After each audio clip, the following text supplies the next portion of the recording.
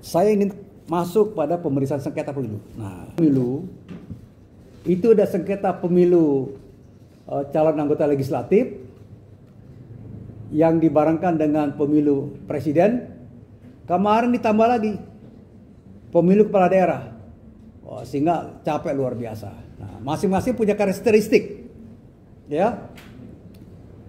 Pemilu calon anggota legislatif itu terdiri dari pemilu anggota DPR RI, ya, anggota DPRD, provinsi, kabupaten kota, dan DPD. Siapa yang bisa menggugat? Yang menggugat adalah calon yang bersangkutan. Anggota DPR, calon anggota legislatif yang kalau menurut untuk DPRD itu yang bisa menggugat adalah pimpinan partai politik. Ya, ketua umum dan sekjen. Misalnya ketua umum Partai Nasdem dan sekjen Partai Nasdem. Ketua umum Partai Golkar dan sekjen Partai Golkar. Ya, kecuali PKS. PKS disebut presiden, ya. Presiden, ya kan, hebat. Oke, itu syaratnya yang menggugat. Boleh ditampingi pengacara. Ya. Yang penting mau bayar, sanggup bayar. Yang menggugat hasil pemilu DPD, Dewan Perwakilan Daerah Republik Indonesia, adalah calon anggota DPD yang gagal.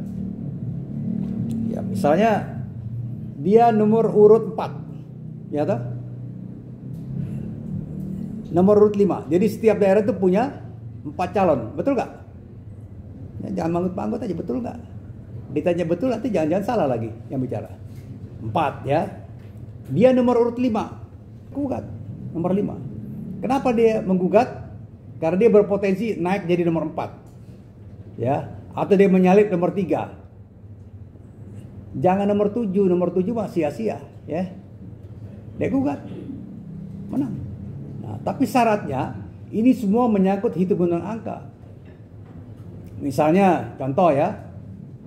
Di formulir C1 yang di TPS itu tertulis suara untuk dia 47. Ya. Tapi karena dia dicurangi, ditulis 7 menjadi 1. Kan bisa aja, ya toh? 7 menjadi 1. Nah, itu yang digugat sama dia. Dan dia punya bukti. Ya. Apalagi kemudian kalau angka perolehan suara dia dicoret atau ditipex. Itu pasti diulang tuh. Ya. Sama kejadian dengan mantan ketua DPD, calon anggota DPD dari Sumatera Barat. Nah, itu terjadi. Nah, kira-kira itu. Jadi sengketanya lah sengketa hasil. Kalau ada yang terkait administrasi, ternyata dia ijazahnya palsu. Atau dia nggak punya ijazah. Atau diragukan ijazahnya. Makanya dia gugat terlebih dahulu gugat ke Bawaslu menyangkut syarat administrasi. Ya, gugat. Misalnya dia punya ijazah dulu STM namanya ya, sekarang SMK. STM dan SMEA.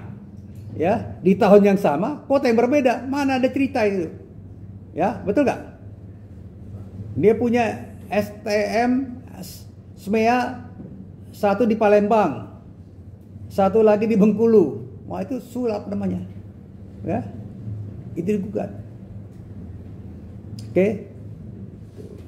Atau itu syarat administrasi yang paling sering digugat. Atau dia membeli suara ini. Dibayar. Ya, namanya vote buying. Membeli suara. Money politik.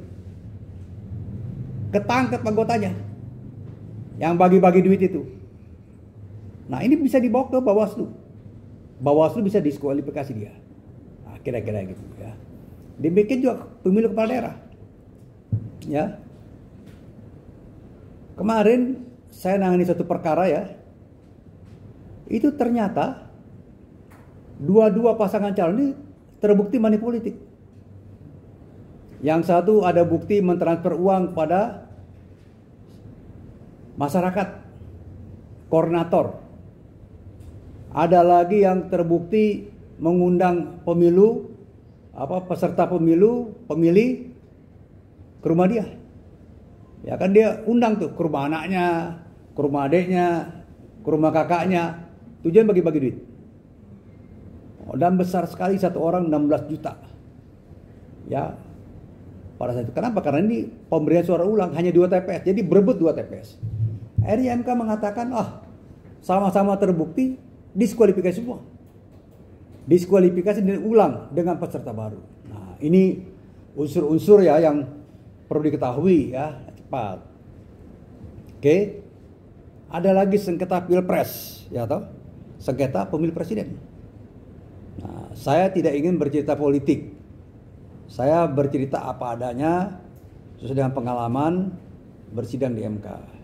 Ya. Pemilu yang tidak terdaftar, tetapi dia mencoblos, ya toh, namanya ghost voter, sekitar 5 juta, digugat. Dengan itu mau dibatalkan hasil Pilpres, tapi MK menolak. Kenapa? Karena siapa yang tahu nih ghost voter ini, walaupun dia memilih terakhir, dia memilih paslon tertentu. Kenapa? Karena memilih itu adalah rahasia. Ya, siapa yang tahu dia mencoblos di bilik itu? Kan gak ada yang tahu. Ya, oke. Tahun 2024 saya berada di pihak Pak Prabowo, ya kan? Karena diajak saya di situ. Nah di situ banyak dipersoalkan tuh proses, ya toh? Kan proses dipersoalkan. Syarat presiden, keputusan MK tentang pencapresan posisi calon wakil presiden untuk Gibran harusnya digugat ke Bawaslu karena syarat administrasi.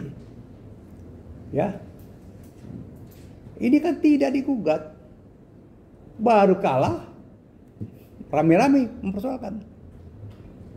Ya, ini satu trik waktu itu ya.